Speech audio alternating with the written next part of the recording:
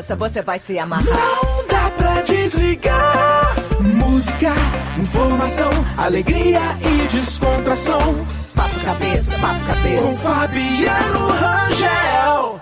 Está começando o programa Papo Cabeça. Comunicando Fabiano Rangel.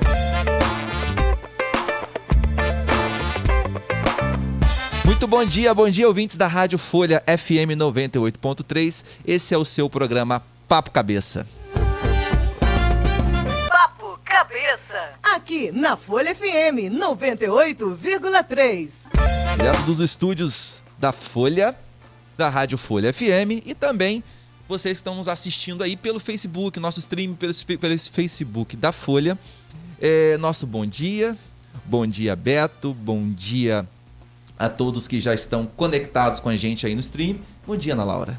Bom dia, Fabiano. Bom dia, Beto, a todos os nossos ouvintes, ao nosso convidado também está aqui no estúdio, né? Lembrando vocês que quem puder, né, participar, vai ser um orgulho imenso. Ler seu comentário lá no Facebook, é só digitar Folha FM 98,3, deixar seu comentário, opinião, que a gente vai estar lendo, né, Fabiano? Exatamente. Tô até entrando aqui no meu stream.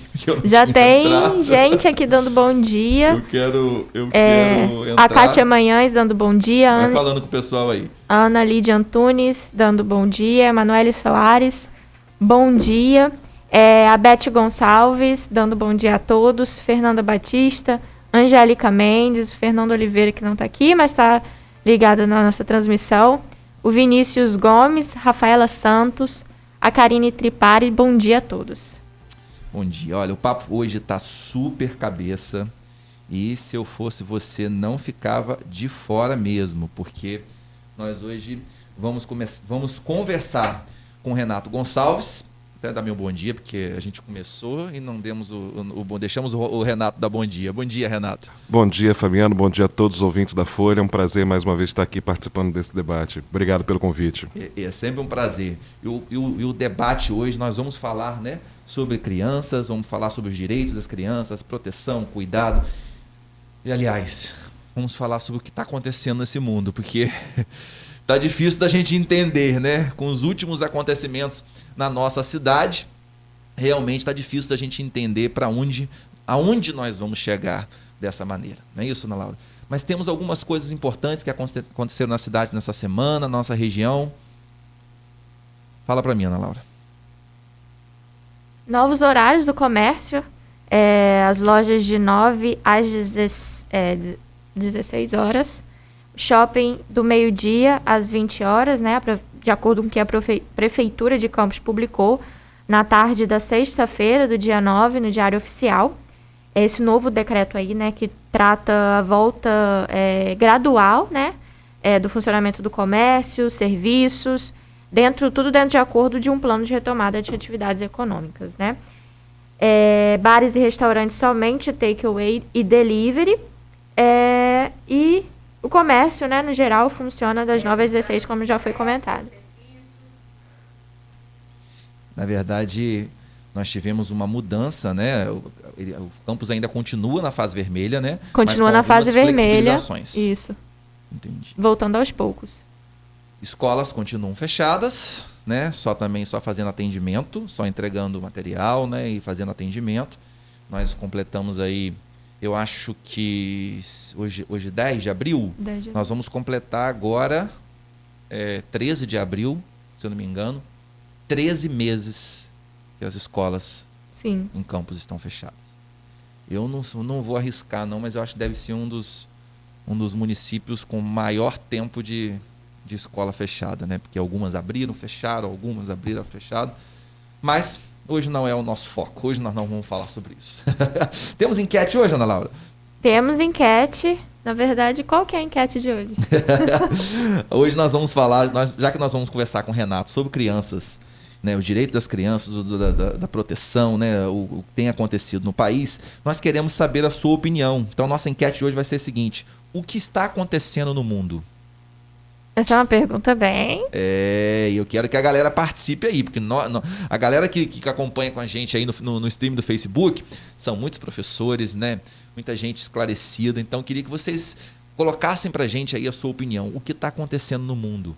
Né? Tivemos o caso do Henry, tivemos casos da criança aqui da nossa região que teve o espancamento, tivemos várias situações, a criança abandonada na caixa de papelão. Então, o que está acontecendo no mundo, gente? Obviamente que tem aí a interferência da pandemia, da gente estar numa pandemia mundial, mas será que tem mais alguma coisa? Será que é só isso? Ou será que foi através disso? Ou será que é por isso, né? Eu tava trazendo uma mensagem aqui do Fernando Pessoa que diz o seguinte: a loucura, longe de ser uma anomalia, é a condição normal humana. Não ter consciência dela e ela não ser grande é ser homem normal. Não ter consciência dela e ela ser grande é ser louco. Ter consciência dela e ela ser pequena é ser desiludido. Ter consciência dela e ela ser grande é ser gênio. Nós precisamos ter consciência daquilo que está acontecendo, né? O que está acontecendo no mundo.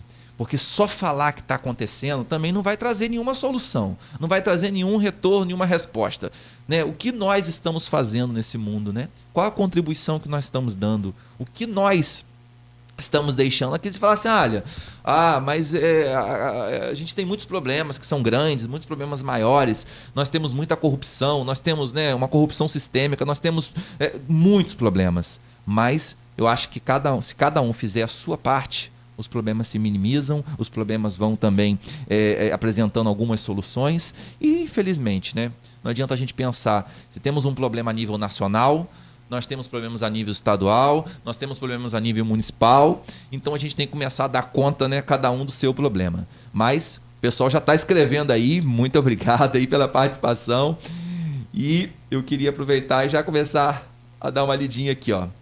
O caso Henry foi muito impactante, temos um colapso emocional, desencadeou em alguns o que o homem já é, infelizmente. Olha aí, então a pandemia pode estar revelando algumas coisas que a gente de repente estavam escondidas, né? Ó, tem outro, da Emanuele. O mundo está vivendo a era da inversão de valores. O certo está sendo visto como errado e o errado está sendo visto como normal. No cenário político, já estamos ao ponto de preferirmos o ruim porque a outra opção é o péssimo. Concorda, Renato? Forma alguma, não. Podemos entender dessa forma? Podemos nos acostumar com essa ideia entre o ruim e o péssimo? Não, a gente tem que construir caminhos diferentes. Alternativas, né? E construir realidades diferentes e não entrar numa paranoia de dizer que tudo é igual. Que a gente também, às vezes, a lógica de dizer que tudo é igual é para, inclusive, justificar alguns caminhos que você optou aí no mundo eleitoral, das suas vidas, e dizer que tudo eu não tinha opção. A lógica de que você não tinha opção é uma justificativa perfeita para você justificar suas escolhas ruins. Não vem com essa, não. A gente sempre tem alternativas e quando a gente não tem, a gente tem a responsabilidade de construir. Isso em todos os campos da vida, inclusive na política, inclusive na vida pessoal, a gente tem essa responsabilidade de construir alternativas. Então não vamos dizer que a gente tem entre ruim e péssimo, não. A gente sempre tem outros caminhos. Tem que criar uma alternativa. Exatamente, aí, né? Não vamos entrar nessa paranoia, não. Na verdade, o pessoal está comentando aqui, ó. Estava observando casas lotéricas. Por que não foi proibido jogos de loterias para evitar aglomeração? Vendo que aumentou o movimento de pagamento em lotéricas, que jogo não é essencial. Sim, você tem uma diversas realidade... coisas, né? Sim, a lotérica, o banco também foi aglomeração. A gente está vivendo uma lógica de negacionismo. A gente vive num país onde, desde o início da pandemia, você teve uma lógica de que não era tão grave assim, de que era uma gripezinha, de que nós vamos ter 30 mil mortes, e são mortes que já eram esperadas de pessoas que já são idosas, relativizando inclusive o valor da vida, como se quem já tivesse mais idade poderia já morrer, né? Já fosse uma pessoa descartável. E aí, meu amigo, isso vem no efeito cascata, isso vem lá, porque se você tem os exemplos, a gente vai falar de criança aqui, a gente sabe o quanto é importante o exemplo, que o exemplo, né? Desde os ditados populares até as pesquisas acadêmicas, de que o exemplo ele é válido sim. E isso vale no campo da sociedade também. O exemplo, qual o exemplo que os seus governantes, que os seus dirigentes, que os seus gestores dão? Se a gente na gestão não dá exemplo, não podemos cobrar e criminalizar aquela pessoa que está lá na causa lotérica, lá tentando... Tá na ponta, né? Exatamente, receber seu Bolsa Família, pagar aquela conta que senão vai cortar a luz dele. Existe uma lógica que veio transbordando ao longo desses últimos meses de falta de cuidado, de falta de proteção. A gente vai falar hoje de proteção de crianças e adolescentes, mas também estamos numa sociedade que se viu extremamente desprotegida no momento em que ela mais precisava de quem a protegesse. Eu venho falado aqui, Renato, já desde o começo da pandemia, e tenho dito, todos estamos numa mesma tempestade, mas os barcos são diferentes. Completamente diferente, né? Completamente diferente. Cada um tem o seu barco, cada um consegue botar um número de pessoas dentro do seu barco, a quantidade de alimentos dentro do seu barco, né? Ou seja, às vezes a gente vê muito isso na internet. A internet hoje virou, né, um campo também de muita agressão, né? E você vê o julgamento das pessoas, né, que uns têm que trabalhar, outros não precisam, né? Mas eu acho que a gente precisa primeiro observar a vida, né? Que na verdade nem sempre o que é bom para mim é bom para o outro. Nem sempre aquilo que está hoje que eu tenho, o outro tem. Né? Então, a gente quando fala por exemplo, a gente vai ao supermercado, a gente precisa se alimentar. Mas o cara que está no supermercado precisa trabalhar para poder a gente também ter o serviço, né? Então, tem que existir um equilíbrio nisso aí, né? Porque, infelizmente, o país não parou totalmente. Nós tivemos áreas que estão trabalhando, que tiveram que trabalhar para poder atender outras. Não é isso? É isso, mas é numa lógica em que a gente precisa pensar na cadeia produtiva, como você falou, na lógica que para alguns setores funcionarem, a gente tem zero de recomendações e fiscalização, por exemplo, da rede de transporte. Sempre lotada. Exatamente, para esses trabalhadores, seja dos serviços essenciais, sejam de outros serviços considerados não essenciais, mas para que em algum momento esses trabalhadores cheguem aos seus trabalhos, a gente teve muito pouca discussão sobre o sistema de transporte, que, como na educação que você abriu o programa falando, extravasa o caos que sempre foi. Né? A pandemia trouxe para a gente, né? Evidenciado, o caos que a gente tinha na saúde brasileira, o caos que a gente tem no transporte público nacional e o caos que a gente tem nos sistemas de atendimento. Então, se eu quero dizer que nós não temos que criminalizar o trabalhador, porque, na verdade, ele teria que ter condições, né, de... Exatamente. Eu não criminalizo, vou dizer a você, nem o empresário que está querendo reabrir sua porta. Eu entendo que, em dado momento, como chegamos nessa situação? Então, se a gente está nessa situação de desproteção, se a gente ainda não avançou em flexibilizações e aberturas necessárias para um pleno funcionamento e para uma vida, né, de retomada, foi porque a gente não criou as condições para estar nela. Então, o que a gente precisa, e o empresário, o comerciante, o dono de escola, todo mundo precisa, é saber com quem está lutando. Porque não adianta ficar brigando com um gestor municipal aqui, que está cumprindo certos rigores da lei, e quando numa superestrutura que a gente tinha que estar brigando por vacinação para todos. Quando a gente tinha que estar brigando por uma saúde pública que desse conta de ter leitos e de ter atendimento, não só no momento da pandemia, mas a gente relativiza. A gente não percebe que, inclusive, nos últimos 3 anos, nós tivemos aprovadas no Congresso Nacional projetos de emenda constitucional que congelaram o orçamento para investimento público.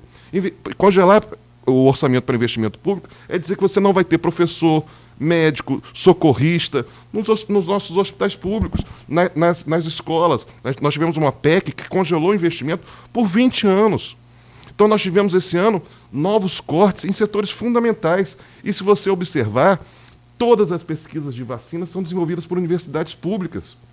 Todas as pesquisas sérias que a gente está pensando, alternativas, Butantan, Fiocruz, Universidade de São José do Rio Preto, Unicamp, todo mundo que está dando uma luz no fim do túnel para a gente, são pesquisas de universidades. Portanto, o servidor público tão criminalizado, chamado de parasita pelo Paulo Guedes, é preciso dizer que são esses servidores que estão salvando vidas na linha de frente na saúde e que, nesse momento, ainda estão mantendo o pouco que a gente tem de serviços funcionando. Então, é preciso que a gente pense, e aí dizer para o empresariado, para o comerciante, para o dono de escola, que a lógica do mercado não responde às necessidades das pessoas.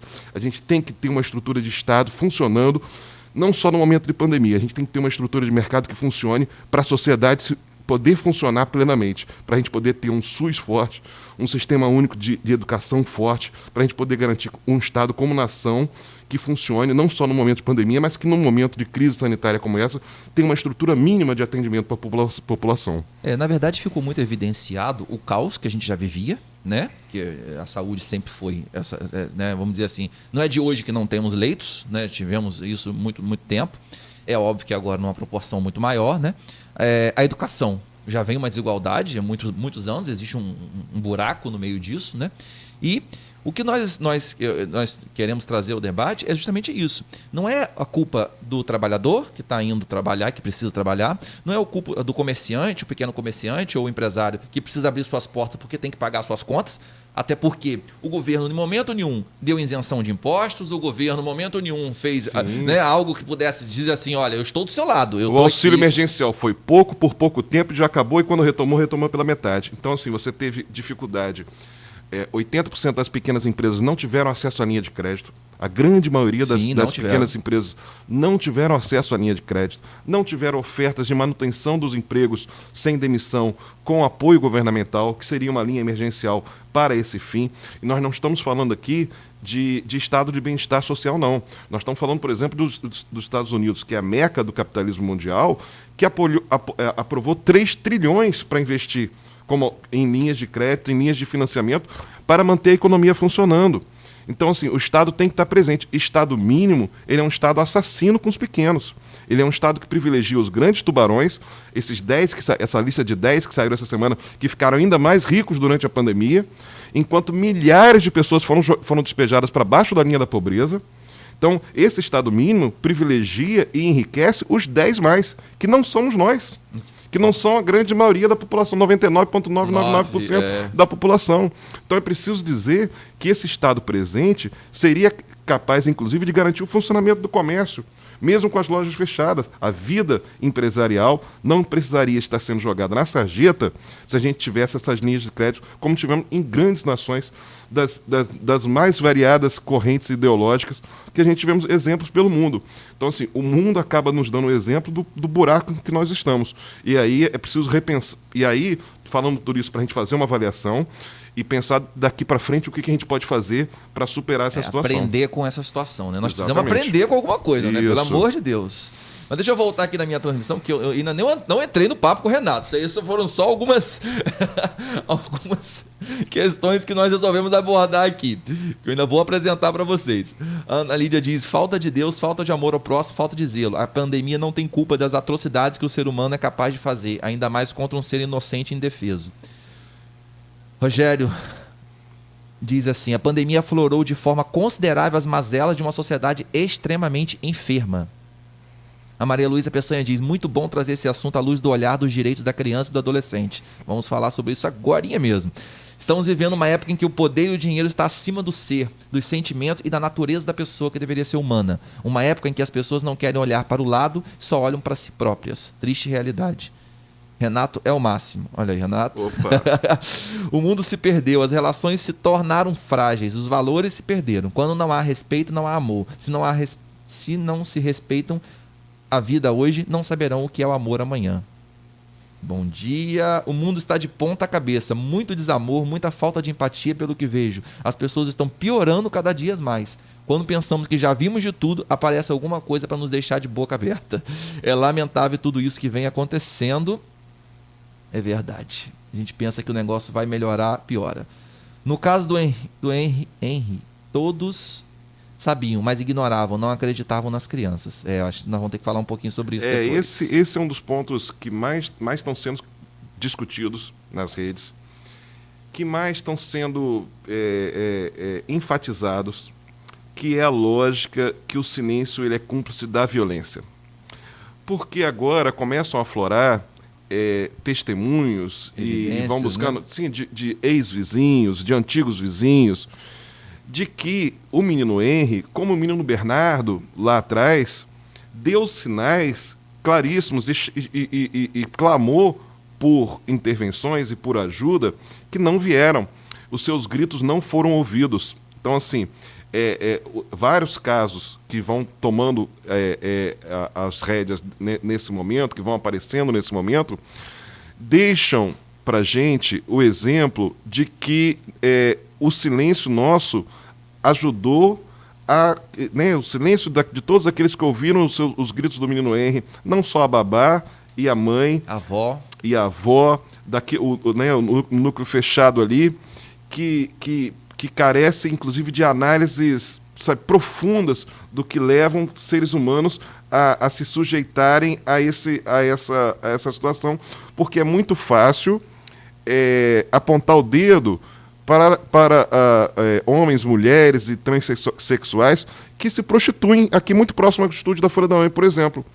Mas como que a gente poderia qualificar um comportamento de silêncio diante de uma violência em troca de uma situação social, de um salário no Tribunal de Contas do município do Rio de Janeiro, que subiu, o salário que subiu de 3 para 16 mil reais, como foi o caso dessa mãe. Então, assim, que comportamentos que podem ser aceitáveis e não questionáveis do ponto de vista quando você silencia a violência que seu filho está sofrendo em nome de um comportamento social aceitável ali, de um comportamento social ali naquela sociedade, de permanecer sendo esposa de um vereador, embora, né, que comportamento é esse? Mas de grave a situação de que as crianças precisam ser ouvidas. Essa é a lógica da proteção. Crianças e adolescentes são sujeitos de direito. Que raio de frase é essa, que são sujeitos de direitos? A gente poderia traduzir nisso. Precisam ser ouvidas, precisam ser escutadas, precisam receber atenção no seu comportamento. Isso se aplica à violência física, à violência sexual, à violência psicológica. As crianças precisam ser vistas como indivíduos que têm direitos. Não são pequenos adultos ali que vão crescer e vão se tornar produtivos economicamente, não. São seres humanos que têm direito de serem defendidos e protegidos. E, nesse caso, a sociedade falhou glamorosamente em proteger. O Estado falha na hora de proteger o menino João Pedro, que toma um tiro no peito em São Gonçalo, dentro de casa. A sociedade falha quando permite que 3 crianças desapareçam há 6 meses na Baixada Fluminense e permaneçam desaparecidas até hoje, porque o nosso regramento legal, a Constituição brasileira, o Estatuto da Criança e do Adolescente, ela fala que a responsabilidade do cuidado e da proteção é de todos. É claro que existe a responsabilidade central do Estado, porque provê uma série de políticas ou deixa de prover uma série de políticas, né, que deveriam estar atuando, mas ele fala da responsabilidade nossa de cada dia, enquanto indivíduo, enquanto sociedade e enquanto coletivo. Então, assim, não nos é dado o direito, como professores, como médicos, como cidadão, de ver uma situação e se calar. Nós temos o dever legal de, ao presenciar uma situação de violação de direitos, de denunciar. E aí entra numa outra parte que também é necessária dizer, que a rede de proteção precisa funcionar. Porque lá atrás, quando a gente teve o caso do menino Bernardo, o menino Bernardo foi entregue de volta aos seus algozes, mesmo dizendo, né, denunciando de que ele estava sofrendo violência. Ainda assim o sistema não funcionou e a gente não teve o sistema de proteção naquele momento, retirando ele da presença do seu violentador. Mas a gente precisa ter, primeiro, a indignação e a não passividade das pessoas, ao presenciar, escutar e ter notícia de que criança pode estar sofrendo uma situação de vulnerabilidade, de violência, seja ela no seu espectro qual for. Completar, Renato, dizendo assim, porque às vezes a gente pensa que isso só acontece nas pessoas que estão são menos assistidas. Mas isso hoje tem acontecido muito nas famílias de classe média. Pelo contrário, a gente acaba sabendo mais quando é um caso como o menino Henry. Que tem casos que saem em mídia, isso, né? Eu ia colocar essa questão. Essa culpa que o Renato falou, né, das pessoas da omissão, do silêncio, também, eu acho que também se aplica em relação à mídia. Quantas vezes a gente viu reportagens no Fantástico, por exemplo, sobre o menino Henry, e quantas vezes a gente viu dos 3 meninos que foram, que estão, né, desaparecidos até hoje. É uma questão racial, obviamente, mas é uma questão midiática muito forte. Ele era vereador, a mulher... É como se fosse uma narrativa, trás, né? Uma narrativa, né? Dessa mais espetacular, digamos assim. Né? Sim, a gente tende a se chocar mais quando o menino branco, lindo, que ele é, dessa estética, filho de classe média ali, e bem criado, isso nos choca como o menino Bernardo, como outras situações que nos chocam quando isso acontece. Porém, essas situações de violência doméstica, ela perpassa todos os recortes sociais. Ela está presente desde a comunidade até a pelinca. Então, assim, nós temos casos, e essa realidade vem esfregar isso na nossa cara, só que as reações e as consequências, elas são diferentes. Mas a necessidade de proteção, ela perpassa todas as crianças e adolescentes, de todas as classes sociais e de todas as raças. A necessidade e o direito, que nós estamos falando aqui de direitos humanos, nós estamos falando aqui de direitos humanos que estão positivados em lei, que estão previstos na Constituição, no Estatuto da Criança e do Adolescente, e todos os seus derivados que vieram depois. Então a gente está falando de um direito que é negligenciado a todo momento. Essa criança, ela tem que ser observada e ela tem que ser protegida em todos os lugares. Nós não podemos permitir que uma criança que tem um comportamento, que mudou o seu comportamento, essa mudança do seu comportamento passe despercebido por familiares, pela escola, pelo posto de saúde, pelas suas relações sociais, sejam elas na igreja, sejam elas na convivência com os demais colegas e demais integrantes da família. Esses comportamentos, quase sempre, eles são demonstrados. Uma criança que está sendo vítima de violência física, de violência sexual, de violência psicológica, ela dá sinais, e esses sinais precisam ser vistos, precisam ser observados e notificados. E aí, uma vez notificados, Fabiana, era esse o ponto que eu falando, é preciso que o Conselho Tutelar seja atuante, é preciso que o Ministério Público seja atuante, é preciso que a rede de proteção seja atuante, né? Funcione, até para as pessoas terem convicção de que a coisa vai funcionar, de que a sua denúncia, de que a sua notícia de ameaça, ela vai ter consequência, né? Ela precisa saber que o sistema está funcionando, né? Que as instituições... Não vai ter impunidade. Exatamente, que a gente... o X da questão é a questão da impunidade. Mas aí, neste caso, do Menino Henri, é a gente saber que era possível evitar. Era possível, não precisava pagar com a morte, né? Não precisava ser torturado até a morte. Então, assim, torturado ele já vinha sendo. Eu trouxe essa questão da classe média porque a gente na escola, muitas vezes, a criança, o adolescente, ele revela pra gente na escola. Tem aquele professor que ele confia mais, aquela coordenação que ele tem mais coisa, porque ele às vezes está sofrendo abuso em casa, né? E ele não consegue, a mãe não acredita, é o padrasto, é um tio. Fabiano, e ainda no século XXI, ainda é aceito socialmente a surra como método pedagógico de correção. O que está na raiz da tortura a qual o Menino Henri foi submetido é que socialmente é aceito, e isso ajuda a explicar o silêncio dos vizinhos, das pessoas que ouvem crianças tomando surras homéricas e ainda assim não denunciam e não passam esse caso adiante. Está na raiz que as surras ainda é socialmente aceito como método pedagógico. Isso em pleno século XXI. Quando você tem grupos consolidados, por exemplo, de proteção aos animais, que já tem pesquisas que dizem que nem o animal aprende apanhando. Então, assim, será que a gente está chegando em pleno século XXI admitindo que nem um animal aprende apanhando, mas que seu filho vai aprender apanhando? E aí isso está no centro do debate, quando a gente fala da violência que o Menino Henri, da tortura e assassinato a que ele foi submetido e que ele sofreu. Porque nós temos parte da nossa sociedade que ainda acredita que surrar uma criança, um adolescente, é válido como método pedagógico para ele aprender. E aí, o vizinho, se você acredita nessa história, você, quando ouve uma criança lá berrando, você vai se perguntar, não, o que será que ela fez para tomar essa surra? Como se alguma coisa que a criança fez justificasse. Então, se a gente não muda, como sociedade, o entendimento do que é um método pedagógico, de como a gente se educa uma criança e de que definitivamente não educamos com violência, não é com violência que a gente vai educar uma criança, ou a gente vai ainda socialmente aceitar esse tipo de comportamento. E depois vai para a rede social dizer, coitado, morreu, mas morreu apanhando daquilo que seria aquilo que normalmente você aceita. Não podemos aceitar nem a tortura e morte do Menino Henri, nem nenhum método pedagógico que preveja a violência física. Bem, queridos, olha, para quem é pai e mãe, né? Eu sou pai, é muito difícil, né, a gente falar desse assunto, porque a gente vê, né, a gente sente na pele, né, ver essas notícias e acreditar que de fato tudo isso aconteceu, né, porque pra gente é torturante. Por isso que a gente hoje convidou aqui o Renato Gonçalves, eu agora quero apresentar porque a gente entrou no papo, né, o Renato é assistente social, hoje do Acolhimento Lara, do Projeto Acolhimento Lara. É articulador também do Centro Juvenil São Pedro e presidente do Conselho Municipal de Proteção dos Direitos das Crianças e dos Adolescentes de Campos do Goytacazes. Renato, agora você foi apresentado, né?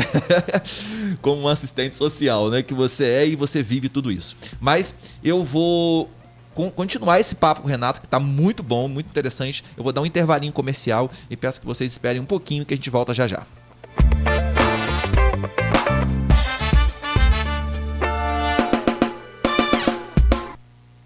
Tá na hora de economizar energia com a Eletricampus.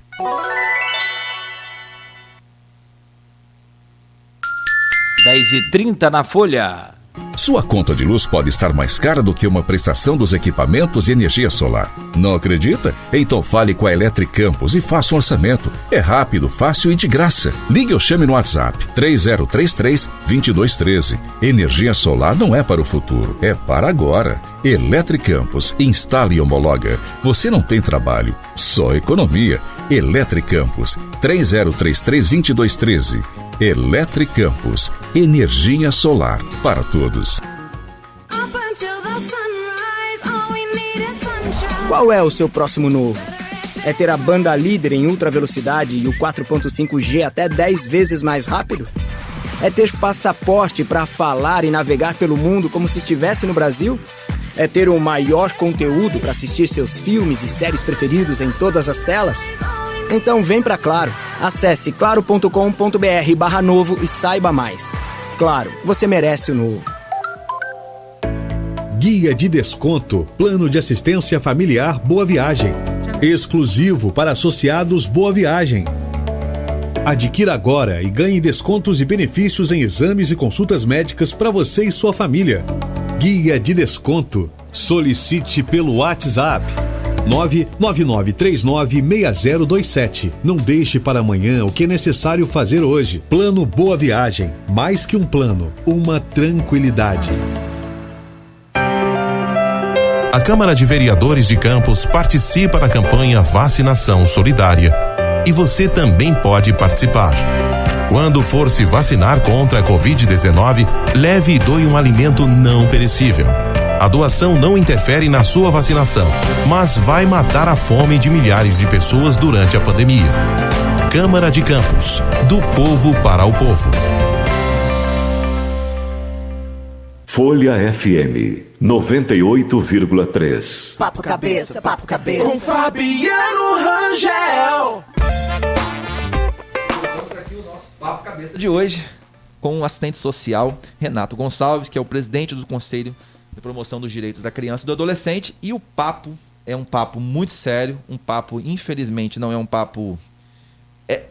É um papo bom, claro, felizmente, porque a gente precisa trazer isso à tona, né? Infelizmente, porque a gente está vivendo casos que foram casos muito sérios, né? Muito tristes, né? Primeiro foi o recém-nascido, que foi encontrado dentro de uma caixa de papelão, né? Na nossa cidade, no Parque Nova Brasília.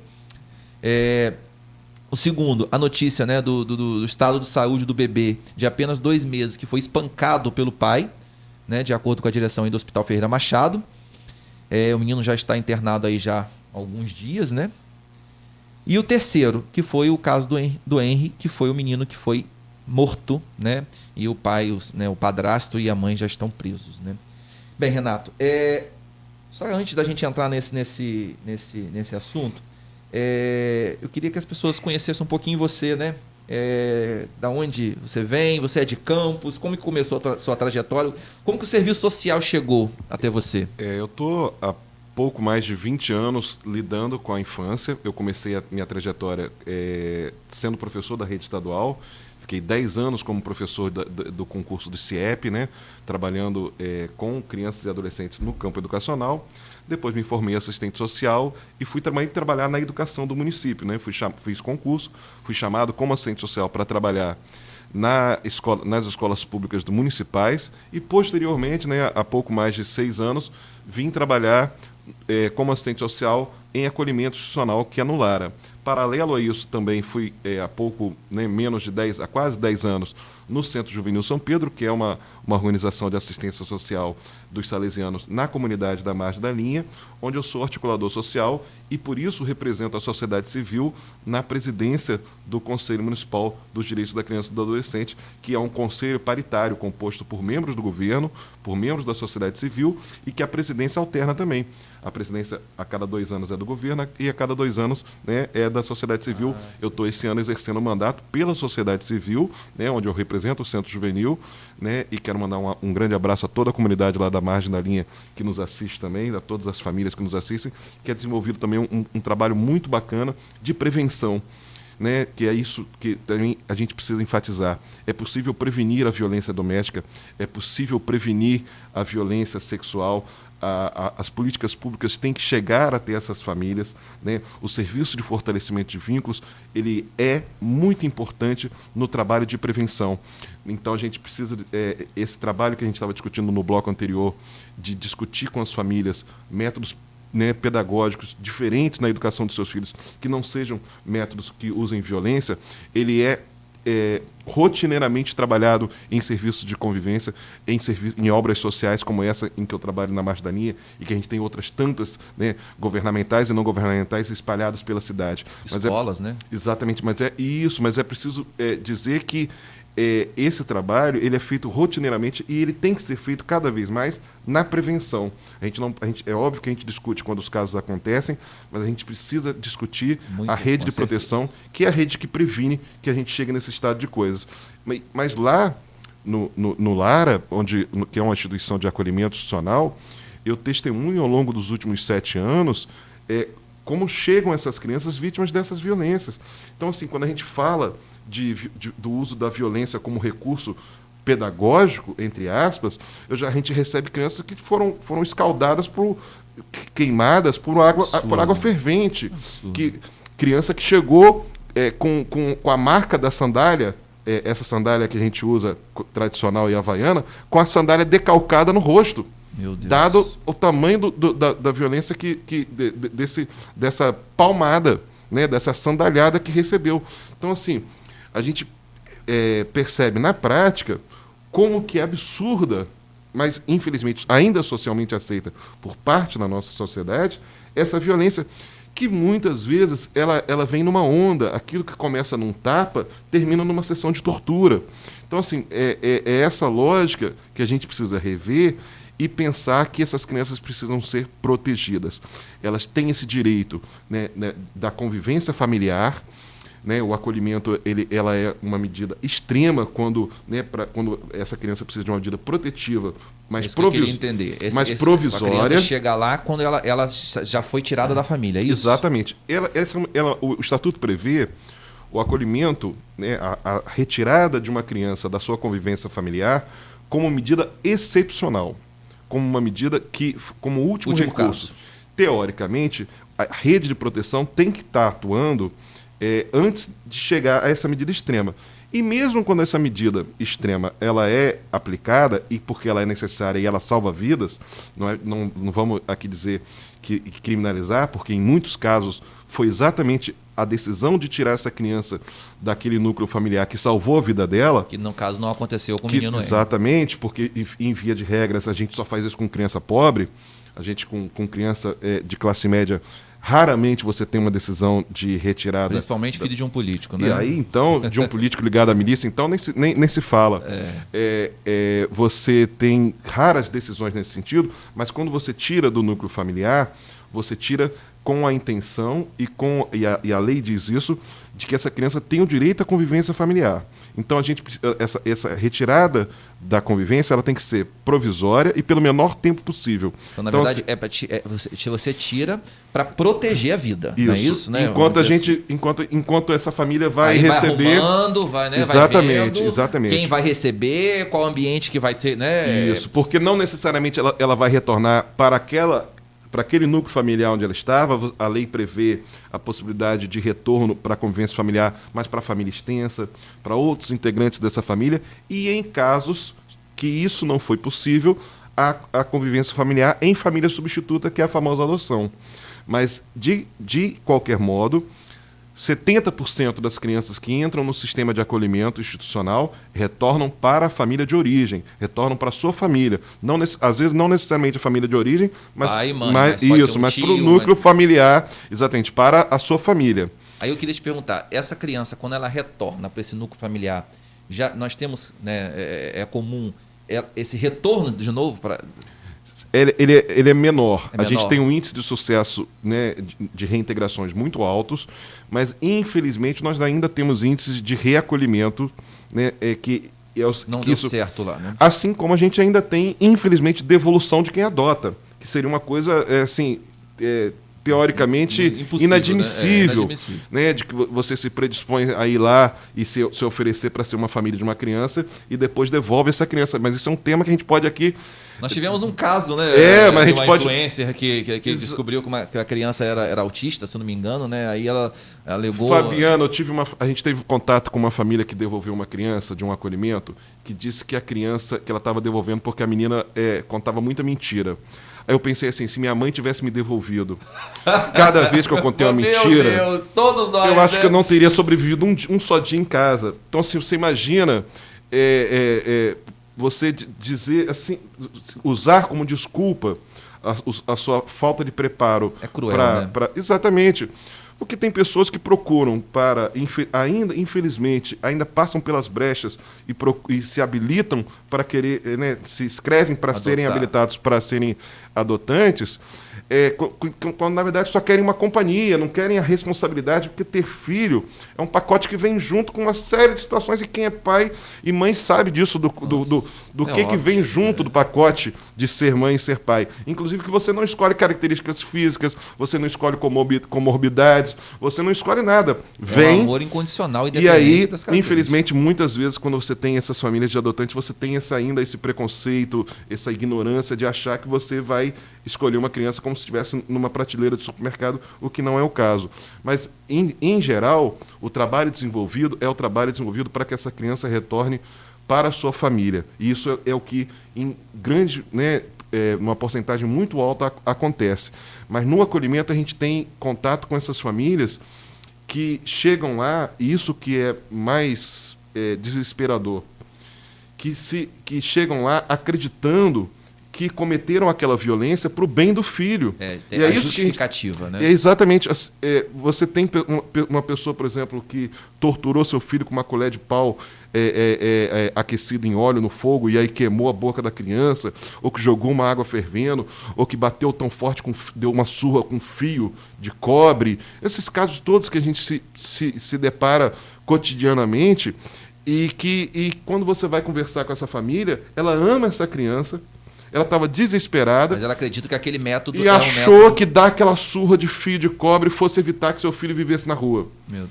Então, assim, é desesperador porque você tem casos em que os vínculos não foram rompidos, essa família, essa mãe ama seu filho, o filho ama essa mãe, mas ela tinha um método de pedagógico, ela tinha um método de lidar com seu filho que torturava seu filho.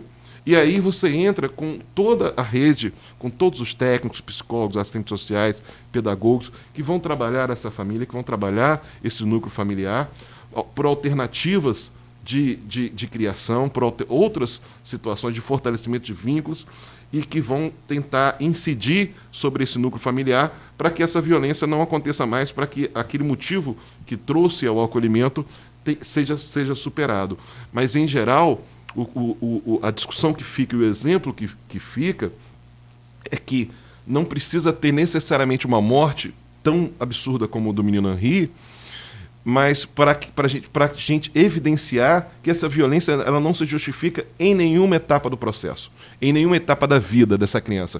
Na verdade, a gente consegue, né, verificar sinais, né, dessa violência, né? Isso já é perceptível, né? Assim, naquele núcleo familiar, por exemplo, se não houvesse essa proteção à impunidade, a avó teria, né, com os olhos abertos. Esse pai hoje deve estar... Eu imagino a dor desse pai né, dele ter alertado, mas não ter tomado uma atitude maior, né, e hoje ter perdido essa criança. Então, assim, muitas vezes, não só na escola, no núcleo familiar, na igreja, na comunidade, a gente consegue verificar esses sinais que essas crianças estão dando para prevenir e evitar esse caso futuro, né? Exatamente. E pensar, trazendo aqui para o nosso quintal, que rede de proteção é essa, que cidade, que sociedade a gente está construindo, que uma mãe chega ao ponto de deixar uma criança dentro de uma caixa de sapato.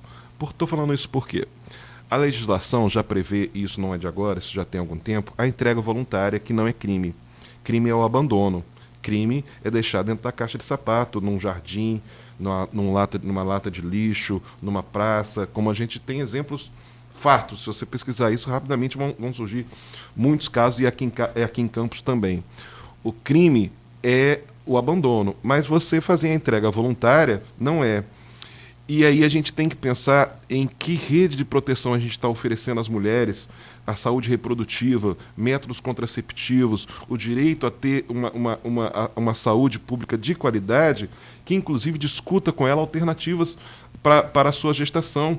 Inclusive para essa mãe que se estava desesperada, que não queria ou que não podia, né? É impossível a gente saber sem ter acesso ao caso, e aí eu vou ter que falar um pouco, mas parar, porque eu corro o risco desse bebê vir para mim.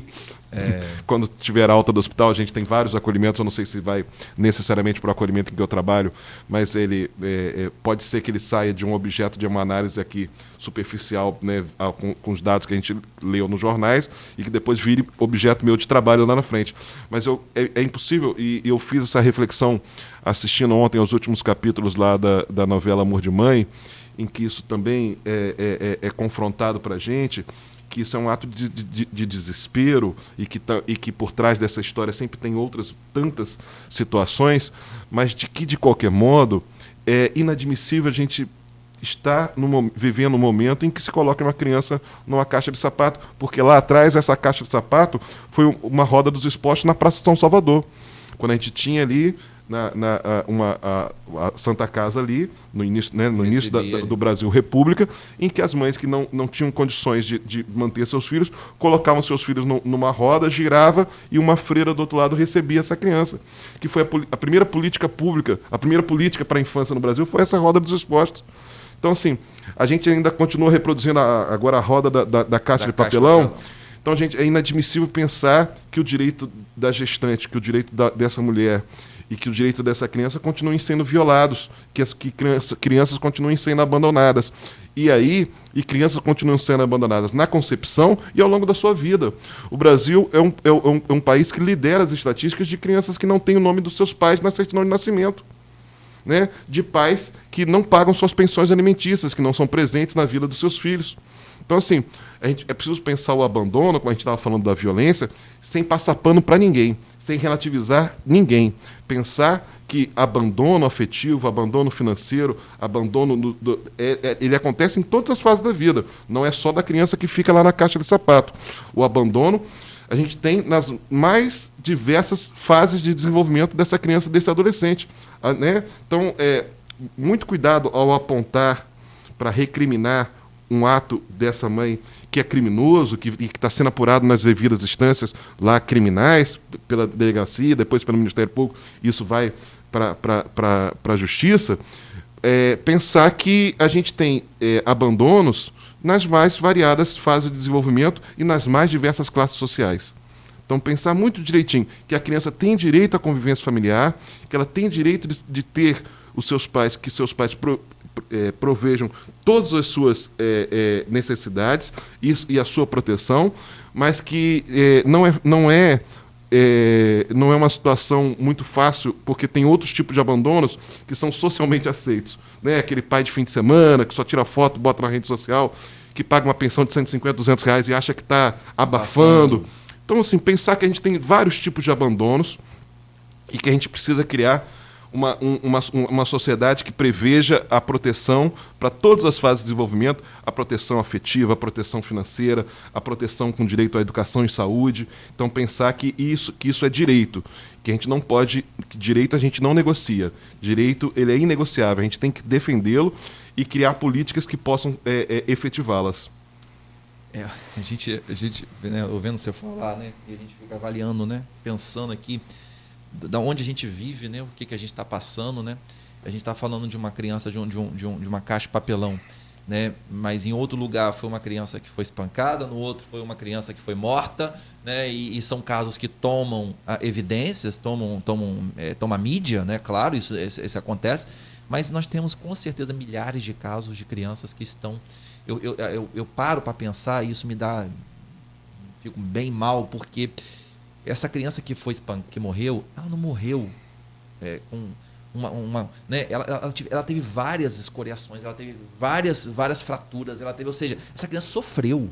Né? Essa criança sofreu para poder chegar à morte. Né? Não foi uma coisa simples, imediata, né? E fora que a gente sabe que isso, dentro de uma classe média, ainda tem um peso, vamos dizer assim, não é um peso menor, mas eu acho que ainda a condição mais favorável. Eu fico imaginando nas classes mais pobres, né? Ou seja, essa violência que você está falando aí que não deveria existir, como é óbvio, de maneira nenhuma, como ação nenhuma pedagógica, ela acontece isso diariamente, né?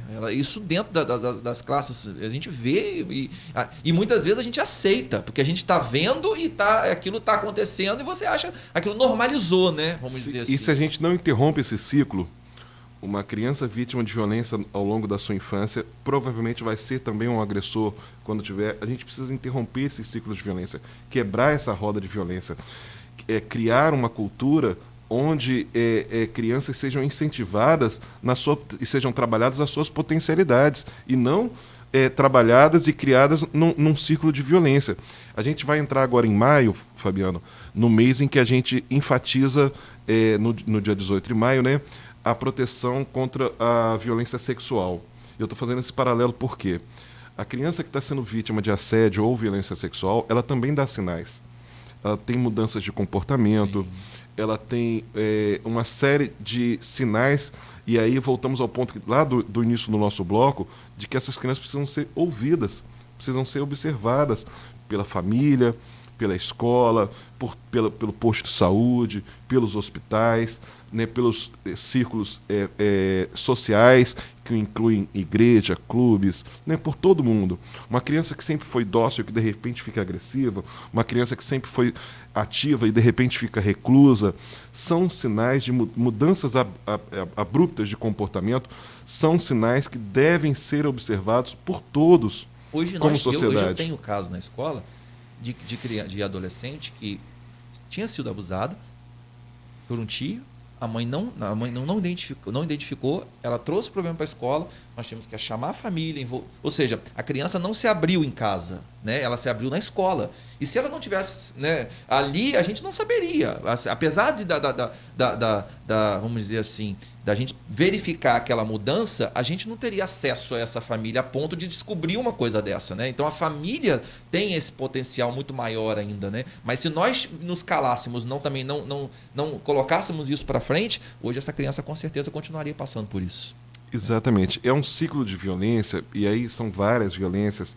A gente tem a violência do trabalho infantil, a gente tem a violência da exploração sexual, que a gente também combate nesse mês do mês de maio agora, que vai ser fartamente discutido. A gente tem várias expressões da violência que precisam ser permanentemente frutos do nosso debate. E daí a importância do nosso programa hoje aqui e de outros tantos que fazem esse debate, né, pelo Brasil afora.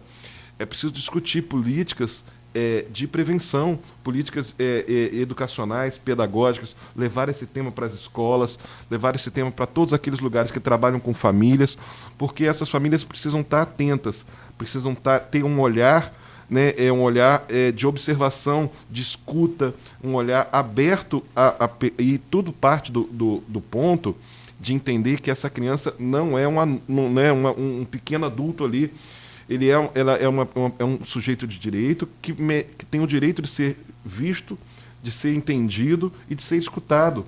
Então, assim, isso para várias situações da vida cotidiana, né? Para várias situações que ela pode estar passando, que pode ser um problema pontual ou pode ser um problema muito grave, como uma situação dessa de violência.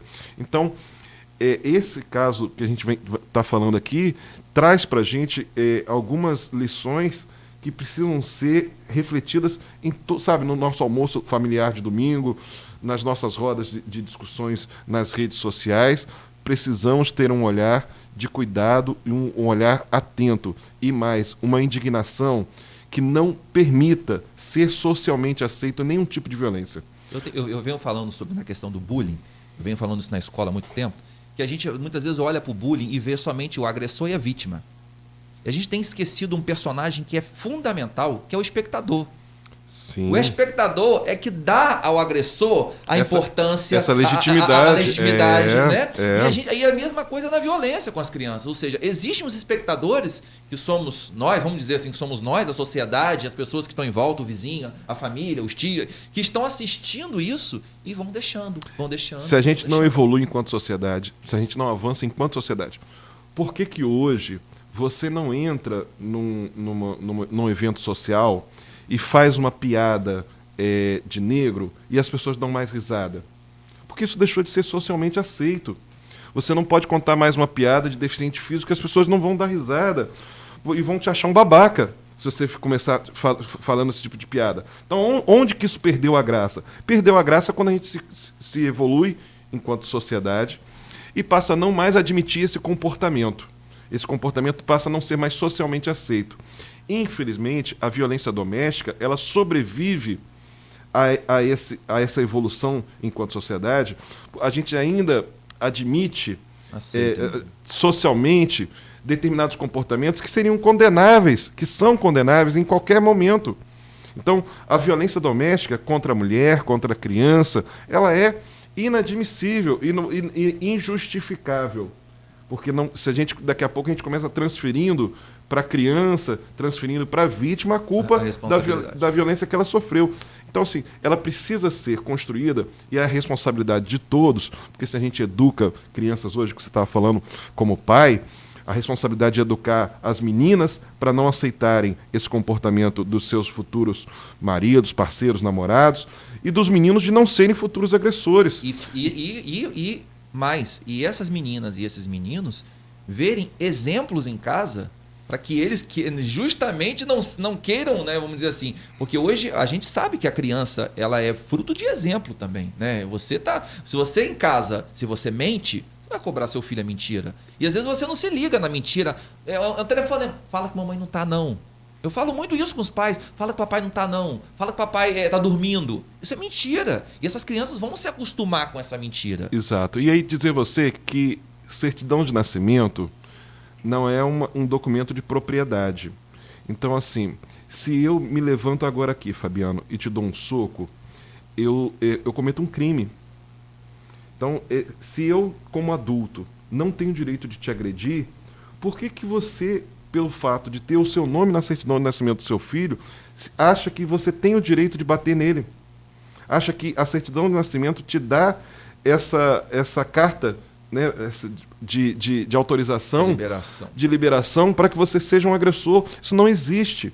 Isso não é nem legalmente aceito e nem do ponto de vista da coerência é possível você admitir essa situação. Então, não tem justificativa legal, moral, social para admitir uma criação que faça o uso da violência como método educativo. E isso está na raiz do nosso debate sobre a proteção da criança e do adolescente. A gente precisa ter muito claro de que existem casos que vão ganhar grande repercussão, como essa tragédia do menino, porque vai desfraldando para a gente capítulos que vão revoltando a gente, os diálogos, as conversas entre a babá e a mãe. Isso, mas você vai percebendo que esse menino sofria, não era de hoje, que ele já vinha sofrendo há muito tempo, sessões de tortura. Então, você tem esse comportamento que ficam mais evidentes, que ganham mais repercussão, mas tem aquele que acontece no condomínio lá de um determinado bairro, numa determinada comunidade, e que precisam ser todos eles prevenidos, e que, se vierem a acontecer, precisam ser denunciados, precisam vir a público, sem medo. A rede precisa estar preparada, inclusive para filtrar aquilo que foi só uma situação pontual daquilo que é uma situação reiterada. Precisam dar um tratamento para todos esses casos. A gente não tem como prever onde vai ser a próxima tragédia do Menino Henry, quem vai ser o próximo, mas a gente tem como dizer que, se a gente não fizer nada, outros vão aparecer. Outros virão na sequência. Acho que outros já aconteceram e nós não sabemos, né?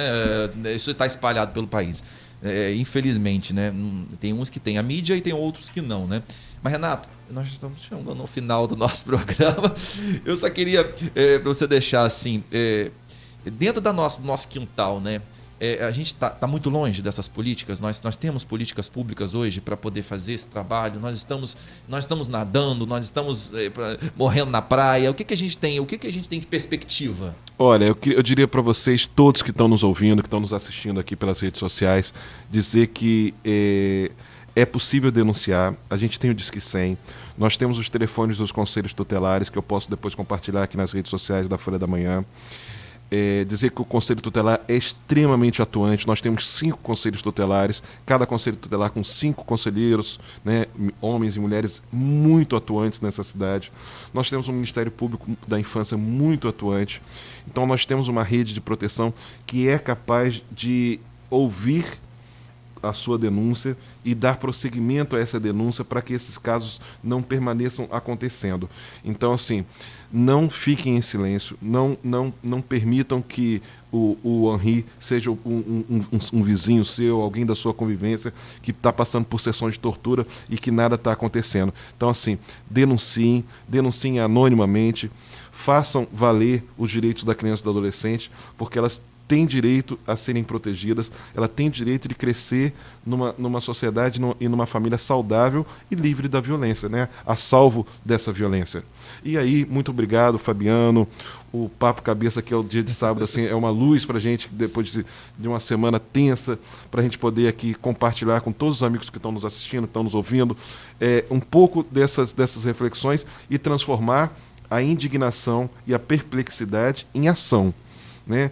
Conversa aí com a sua família aí, no almoço virtual de domingo aí, ou no almoço presencial daqueles que tem ainda o seu núcleo familiar reunindo aí, né? Conversa, vamos ver o que a gente pode fazer, vamos conversar sobre como que a gente pode mudar essa realidade, como que a gente pode mudar essa mentalidade para que a gente possa realmente traduzir em prática aquilo que já está previsto na Constituição e no Estatuto da Criança há tanto tempo. A gente fica revoltado, a gente fica triste quando a gente vê uma situação, uma notícia, mas a gente também não pode se acomodar, né? Esquecer. Esse caso vai passar, aí a gente esquece e daqui a pouco vem outro, né? E a gente não faz nada, né? É preciso que a gente faça. E esse é o programa, esse é o objetivo desse programa. É trazer esses temas para que nós possamos debater com a sociedade, né? Não só esse, mas tantos outros que nós trouxemos aqui e que a gente quer que a sociedade acorde para isso. Essa é a função do educador, essa é a função do assistente social, essa é a função, né, dos profissionais. É sair somente dos muros das suas instituições e trazer o assunto, o debate, né? A democracia é isso, a gente poder falar abertamente, a gente poder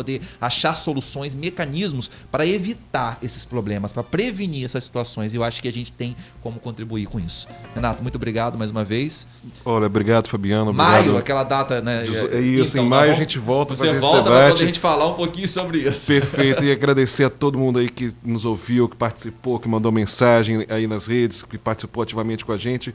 E agradecer a esse espaço para a gente poder falar dessa coisa tão importante que é a proteção, direito à proteção de crianças e adolescentes. Obrigado e bom final de semana a todos. Queridos, infelizmente chegamos ao final do nosso programa. Eu, infelizmente, hoje não consegui dar muita atenção aqui aos comentários no stream do Facebook, mas a gente vai estar aqui conectado. Quando o papo é muito bom, a gente tem dificuldade, né, de estar ao mesmo tempo olhando aqui, mas eu quero agradecer a sua participação, agradecer a sua presença, tá? De estar aqui com a gente todo sábado, e esse programa foi feito para isso, tá bom?